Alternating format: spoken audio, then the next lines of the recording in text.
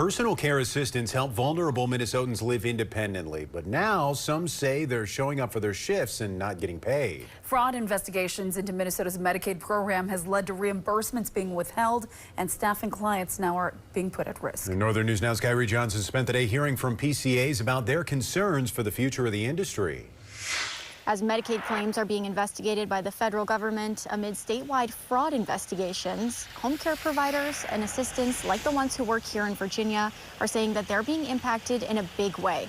Many of them say they aren't being paid even while they continue to go to work.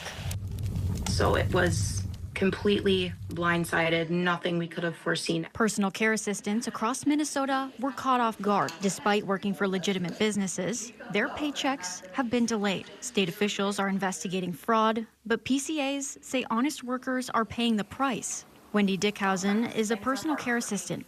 She says the missing pay isn't just an inconvenience, it's a threat to the people she cares for. If I don't go to work with these people, they could lose their housing and possibly end up in the hospital. Care agencies are scrambling to cover payroll, and they're worried about continuity of care. These caregivers are going unpaid, and we're expected to continue operating normally without having these funds coming in. Both caregivers and agencies have reached out to officials. No one has given them answers. Golden Heart is missing more than $200,000 in Medicaid reimbursements. The agency serves 240 clients. They fear the delays could become permanent.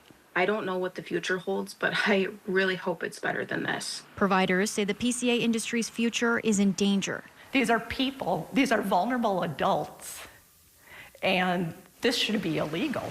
In Virginia, Kyrie Johnson, Northern News Now. The DHS Medicaid director has said payment delays for legitimate clean claims could take 30 days. Claims that require any follow-up could take 90 days before the payment is issued to PCAs.